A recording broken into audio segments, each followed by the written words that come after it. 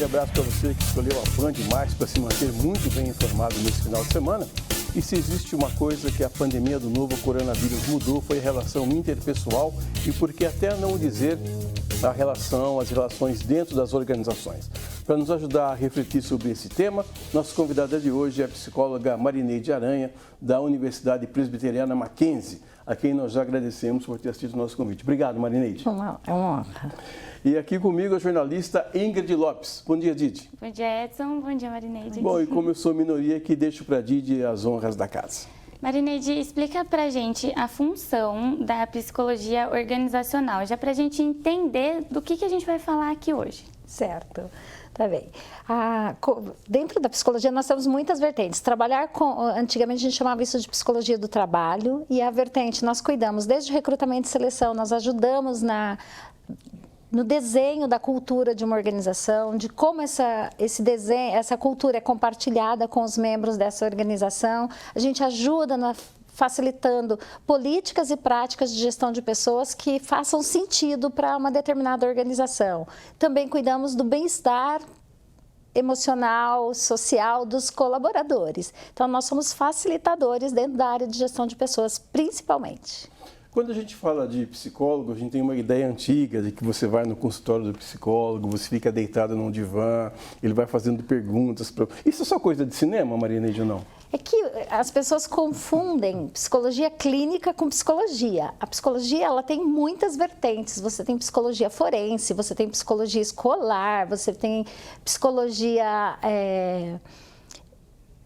dentro de presídios. Então, é muito vasto o espectro de áreas. A gente tem, além de abordagens, a gente tem possibilidades de atuação diferentes. Então, quando eu fui para psicologia, eu escolhi hospitalar e organizacional, além da clínica. Clínica, geralmente, toda pessoa que faz psicologia escolhe, mas aí você tem opção de outras vertentes. Eu escolhi organizações porque o mundo corporativo, para mim, é riquíssimo, eu acho que tem muitos aprendizados e sempre gostei. E como que já que não é clínico, né, como que ela é aplicada dentro da organização? Então, a gente usa as técnicas da psicologia, principalmente para recrutamento e seleção de pessoas. Então, geralmente, psicólogos organizacionais, eles são pareceristas, fazem diagnóstico psicológico dentro de processos seletivos. A gente ajuda com treinamento e desenvolvimento também de pessoas. Estratégias de motivação de colaboradores também é importante. E saúde do trabalhador, saúde principalmente mental, um suporte, embora não seja papel da psicologia organizacional fazer terapia de funcionário, mas ela é um suporte. Dentro de uma organização como a Universidade Presbiteriana Mackenzie, por exemplo, é claro que você tem contatos com muitos alunos. E que tipo de problemas esses alunos levam para você? Desde o que faço com a minha carreira, isso também faz parte do papel da psicologia organizacional. Então, desde o que eu faço com a minha carreira, tomada de decisões em relação a opções de trabalho, eventualmente até de relacionamentos, dificuldades de aprendizagem, tudo isso o aluno traz para a gente.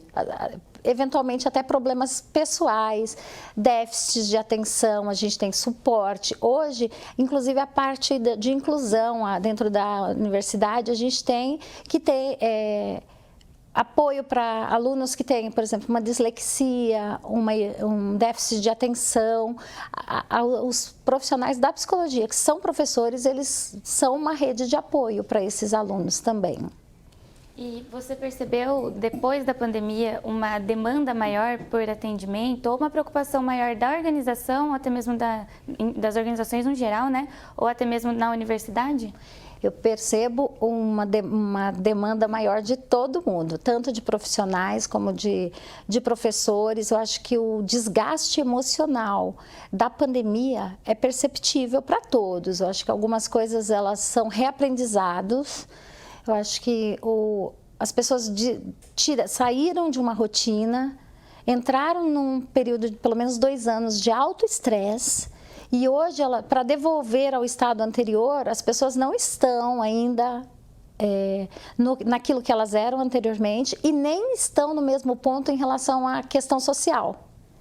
Eventualmente, às vezes, a gente acha que eles prefeririam, de alguma forma, ter uma opção de menor contato. Isso que você falou é interessante. Então, o processo da volta ele não se deu por completo ainda é um processo. É um processo, porque o nível a forma como se prestava atenção, o nível de concentração, tudo isso eu percebo que houve uma redução. Porque o ensino remoto, ele oferece muitos distratores para os alunos. Então, eventualmente o aluno dorme, eventualmente o aluno assiste alguma coisa junto, ouve uma música junto, e aí precisa desse retreino, desse estar em sala, dessa convivência do coletivo, é um retreino. Você comentou que para o aluno, para voltar, precisa de um retreino, e para funcionário? Porque muitas empresas, a maioria das empresas, fizeram um trabalho home office, né? É um esquema diferente ali de trabalho. A distração aumentou também? Para voltar, precisa desse retreino também? Então, é que com a organização, no primeiro momento, muitos indicadores diziam que a produtividade tinha aumentado. E logo no início, inclusive eu até na época fiz uma matéria, escrevi sobre isso, que existia uma lua de mel com o home office. Encantamento, agora estou em casa, nunca fiquei em casa e agora estou em casa. E de repente, as pessoas não podiam ir a lugar nenhum. Então, já que eu estou desocupado, vou continuar trabalhando. E, não terminei ainda, já passou o dia, mas eu vou finalizar isso. E a empresa foi gostando disso. E as pessoas, agora que terminou a pandemia, existe vida lá fora.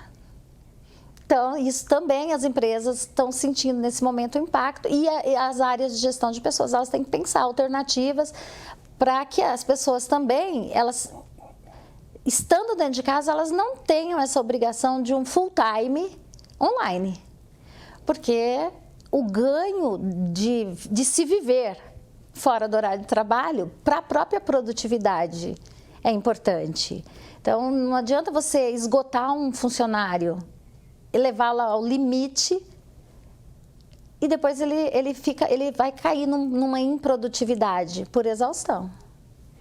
Muito bem, nós vamos ao nosso primeiro intervalo, daqui a pouco a gente volta. Estamos conversando hoje com Marineide Aranha, que é psicóloga da Universidade Presbiteriana Mackenzie, discutindo aqui as relações que foram causadas, as alterações causadas pela pandemia do novo coronavírus.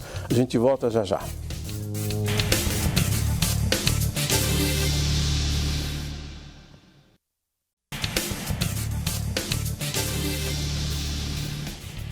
Voltamos com o segundo bloco do nosso Band Entrevista de hoje, conversando com a psicóloga da Universidade Presbiteriana Mackenzie, a Marineide Aranha. Dite. Marineide, vamos falar sobre um assunto que é um pouquinho de tabu, mas é importante, eu acho importante da gente tratar, que é o envelhecimento populacional.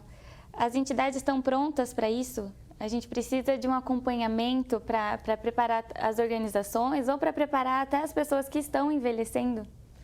Acho que está mais hoje para as organizações e para o sistema político do país do que para as pessoas. Porque com a nova reforma trabalhista, a gente não consegue se aposentar. A organização não nos quer depois dos 40. E nós fazemos o quê? Então, a gente tem visto esse lugar do envelhecimento populacional e as organizações resistentes a pessoas 40 a mais, 50 a mais. Por muito tempo isso era uma prática e eu falo que eu trabalhei em processos seletivos muito tempo e eventualmente até eu falava, essa pessoa já está velha demais. E hoje não tem como, a gente tem que repensar isso. Se era um tabu, vai ter que parar de ser. Eu não vejo mais como tabu, eu acho que está sendo muito discutido dentro de todas essas políticas de diversidade, a questão do etarismo tem sido o etarismo esclarecendo. Preconceito em relação à idade, faixa etária. Então, as organizações, elas eliminarem um currículo porque uma pessoa tem mais de 40 anos, hoje ela ainda acha alternativas. Mas ao longo do tempo ela não vai mais achar outra alternativa, ela não vai ter essa opção. Então, o que precisa e que é o que as áreas de gestão de pessoas estão trabalhando hoje? Sensibilização, mudança de compreensão com relação ao papel e a contribuição que uma pessoa de 50 anos ou mais ela pode dar para uma organização. E começar a valorizar isso e criar novas políticas de absorção dessas pessoas, porque nós temos um problema aí pela frente, né? A pirâmide etária nossa, ela está se invertendo. Hoje, a taxa de natalidade é menor e a expectativa de vida, ela está subindo cada vez mais. Então, daqui 20 anos, não terá jovens suficientes no mercado de trabalho para preencher as vagas necessárias. Então, se a gente não começar hoje, mudar isso, buscar novas políticas e formas de inclusão e trazer para dentro e valorizar e qualificar essas pessoas, daqui a pouco não tem gente para trabalhar. O Departamento de Jornalismo aqui da Band está trabalhando na produção de uma matéria que trata exatamente sobre esse aspecto que você está dizendo, da convivência entre o funcionário mais velho, que nasceu ali no século passado, e a meninada que está saindo da faculdade agora com o gás todo, que não deixa o celular de jeito nenhum. Então, as empresas vão ter que se virar para arrumar um jeito de deixar essas pessoas trabalharem juntos. Sim, e isso é mentalidade. Então, a gente tem visto aí 4 gerações dentro das organizações. E tem jeito de tirar o melhor de todas elas. E se você usa, por exemplo, a experiência, a visão de mundo de uma pessoa de 50 anos é diferente. Então, eventualmente, um jovem ele vai ser um super facilitador, ele tem um pensamento muito rápido. Mas, Marina, esse pessoal jovem não tem muita paciência com os velhinhos. Mas isso eu também acho que com o tempo, quando a gente mostra os ganhos de uma equipe diversa e de que tira das pessoas também essa mentalidade, porque um pouco é estereótipo. Pessoas de 50 anos mais têm muita dificuldade com tecnologias. Eu conheço uma pessoa que ela tem quase 60 anos, ela é professora de programação e ela fala que quando ela entra numa sala que os meninos não conhecem ela, eles falam, o que essa velhinha veio fazer aqui? E ela é a professora de programação e manda muito bem no que ela faz. Só que no olhar desses meninos, uma pessoa daquela idade não pode saber. E isso é estereótipo. Então, não existe. Pode ser que para algumas coisas tenha mais dificuldade, mas no conjunto, uma equipe diversa ela é mais rica. A gente já está naturalizado, as pessoas mais jovens, ainda mais jovens que eu, têm mais facilidade com tecnologia, mas as pessoas mais velhas também têm mais facilidade com resolução de conflito, né? É importante a empresa ter uma equipe com as duas características, né? Não só duas, tem mais características do que isso no meio dessa equação. Então, o que se tem mostrado, num primeiro momento, existia uma visão muito crítica de diversidade, justamente porque ia causar conflitos. Hoje, o que se faz é considerar que existe uma matemática do compensa e de que no conjunto da obra é mais lucrativo e é mais rico o trabalho desenvolvido por uma equipe que ela tem diferentes olhares. Agora, Marineide, voltando a falar no trabalho home office, o trabalho presencial praticamente exige que a pessoa tenha um vínculo, no máximo 2 vínculos empregatícios, né? Mas quando ela trabalha em casa, ela pode trabalhar para muitas empresas ao mesmo tempo. Então, aquele amor antigo, aquela coisa, mas estou nessa empresa há muito tempo. Você acha que a pandemia expôs isso, acabou com essa história do amor antigo pela empresa? Também tem a ver com gerações, na minha opinião, essa resposta. Não, na minha opinião, não tem a ver com ser trabalho remoto ou não. Inclusive, eu estou pesquisando agora a questão da percepção de cultura organizacional quando você está no remoto. Por quê?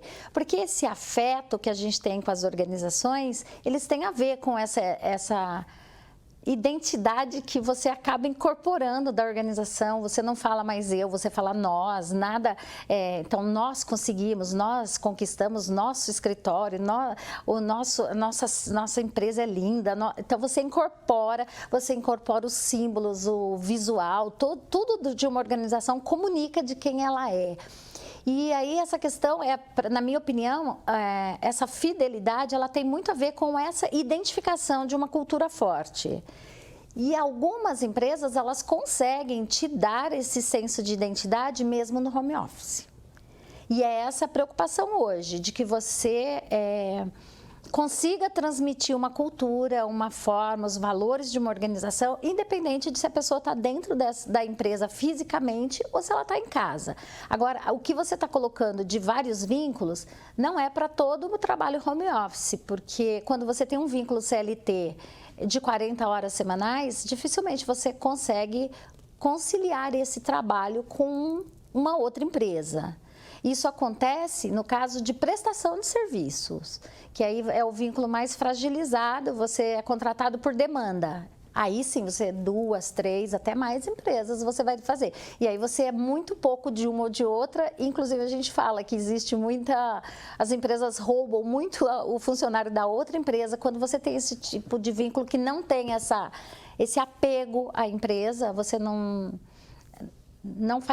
se sente parte ou pertencente, e isso fragiliza muito, porque a chance de outra empresa chamar alguém e cativar uma pessoa aí para ela, se você não tem esse afeto, essa aproximação, essa identidade com a organização, é maior.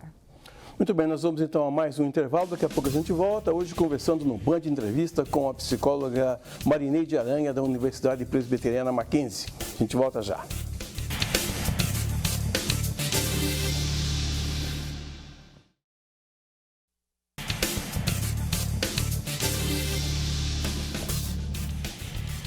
Estamos conversando hoje no Band Entrevista com a psicóloga da Universidade Presbiteriana Mackenzie, Marineide Aranha, discutindo as relações que foram causadas, incrementadas, dissociadas pela pandemia do novo coronavírus. Dite. Marineide, a gente comentou aqui, né, do funcionário fazer home office e às vezes passar do tempo dele, né, que agora que o home office diminuiu não acontece com tanta facilidade, mas muita gente que fica disponível tanto tempo assim para a empresa acaba tendo burnout, né, Sim. que é muito comum, e justamente na pandemia foi quando mais falaram sobre isso. E aí, como que fica agora essa situação? Então, isso é um sinal de alerta que foi levantado. Então, a questão da saúde emocional do trabalhador hoje é uma demanda da psicologia, da área de gestão de pessoas, e os psicólogos organizacionais, eles vão ter um papel importante nesse contingenciamento, na minha opinião. Porque o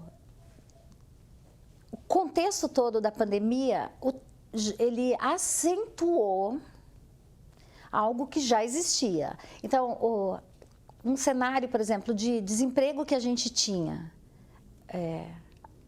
já anterior à pandemia, que funciona quase como uma sombra de ameaça para as pessoas que estão empregadas, que elas, se eu não performar, se eu não der tudo, às vezes a gente até ouve pessoas falarem que deram 110%, né? Na minha opinião não tem como se dar, mas tudo bem. Então as pessoas entregando e indo à exaustão para mostrar performance, ou um nível de cobrança de metas muito agressivas que são dadas, e você levar isso num caráter de longa duração, porque a gente lida com estresse, o estresse ele pode ser positivo, se ele for uma coisa que ele é temporário, por uma intensidade, mas um tempo determinado. Você levar isso a longo prazo e aí virar uma prática, vai exaurindo as pessoas. E aí você entra num cenário como o da pandemia, que já é uma sombra, uma ameaça, um temor muito grande. Isso realmente causou um nível de adoecimento tão alto que agora, a partir de janeiro, o burnout foi considerado doença ocupacional. Então, a partir daqui, se as organizações não fizerem nada, elas vão ter um custo muito alto em relação a isso, porque vai gerar níveis de afastamento de pessoas e a organização, por ser doença ocupacional, vai ter que arcar com custo disso. Então, é um sinal de alerta que foi levantado e realmente hoje a gente é considerado que dos 100, por uma amostra de 100, 30 tem burnout de quem está no mercado hoje. Agora, Marineide, para a organização, para o psicólogo, para o recrutador, mandar embora online é mais fácil, né? Se o recrutador não, na verdade que a área de gestão manda embora, o recrutador ele só contrata. Só contrata. Só. A área de gestão, quando ela despede pessoas, principalmente agora, por exemplo, se que foi massivo na pandemia. Se essa pessoa é um profissional realmente muito relevante, para que a organização tenha consideração por ele, mesmo ela fazendo remoto, há um sofrimento dos dois lados. Não é simples para o lado organizacional também, para quem considera que você entregava, que você se dedica, que você vestia a camisa da organização e, eventualmente, muitas empresas não tiveram opção. Elas tiveram que fazer isso. Então, por conta de toda essa crise, não vende ou não produz, ou não, a fábrica parou, não tem demanda para o que a gente faz. Então, os dois lados têm sofrimento. E quem está nessa linha de frente também entra em burnout de incorporar o sofrimento do outro. E às vezes não é nem a pessoa que decidiu demitir, né? Exato. Só repassa uma informação que é a pior possível para quem está recebendo, né? Mas eu acredito que precisa de sensibilidade e humanização. E eu acho que eu vi muitos posts de pessoas que foram demitidas online e sem nenhuma sensibilidade. Então, eu sempre penso que uma hora você está de um lado e da outra hora você está do outro. Então, você tem que tratar as pessoas da forma como você gostaria, que num determinado momento vai chegar a minha vez. Eu sempre tenho convicção disso. Num determinado momento, a cadeira inverte. Você acha que a pandemia despertou ou deveria ter despertado mais a empatia? Eu acreditei no primeiro momento, Edson. Quando começou a pandemia, eu falei, as pessoas vão melhorar, essa pandemia vai ensinar a gente sobre o que realmente conta na vida, quais são os valores realmente que devem prevalecerem, mas eu não percebo que gerou maior empatia, não. A empatia, ela é parte da inteligência emocional das pessoas e essa habilidade interpessoal, empatia, é característica de pessoas inteligentes emocionalmente e ela é considerada de grande valor. Só que eu não vejo que as pessoas se tornaram mais empáticas na pandemia. Eu acho que a empatia está cada vez mais rara.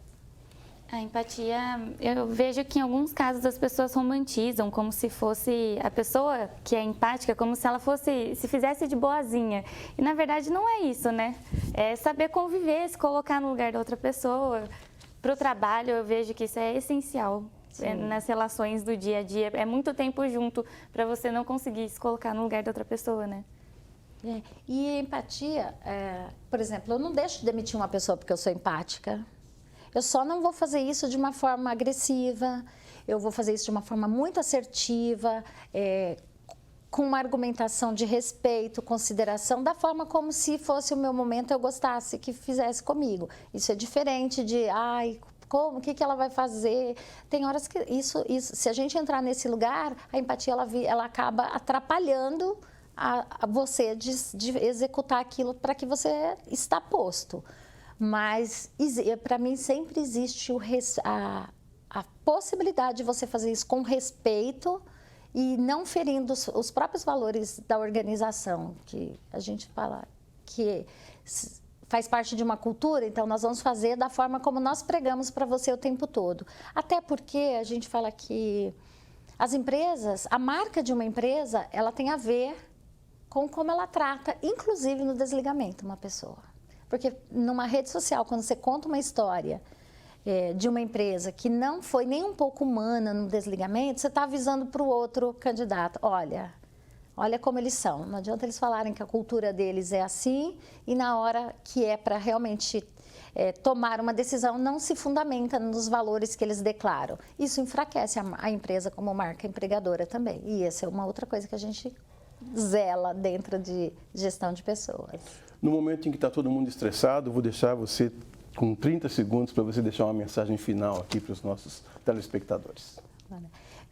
A minha mensagem é, hoje, no cenário que a gente está vivendo, que as competências elas se reconfiguram continuamente, coloque em você, se você é 50 a mais, 50 a menos, tenha sempre dentro de você a visão de aprendizagem contínua. Nós estamos num tempo de revoluções contínuas, que tudo se reconfigura, a forma de fazer se reconfigura e nós não temos como ter soluções para problemas do futuro com o aprendizado do passado. A gente precisa de uma mentalidade de crescimento e de desenvolvimento contínuo. Então, se você não estudou nada, se você não leu nada, se você não aprendeu nada de novo esse ano, levanta daí e vai procurar algo para você aprender de novo, porque essa é uma demanda que não terá fim. Nós somos desafiados a nos reconstruir, a reaprender, a incorporar novas competências continuamente. Então, inteligência emocional, criatividade, pensamento analítico, flexibilidade cognitiva, porque num cenário dinâmico, como que a gente vive, se a gente tiver pensamentos muito rígidos, a gente vai ficar para trás. Nossa, é muita coisa. Conversamos hoje com a psicóloga Marineide Aranha, da Universidade Presbiteriana Mackenzie. Muito obrigado por sua audiência, um ótimo final de semana e até o próximo Band Entrevista. Tchau.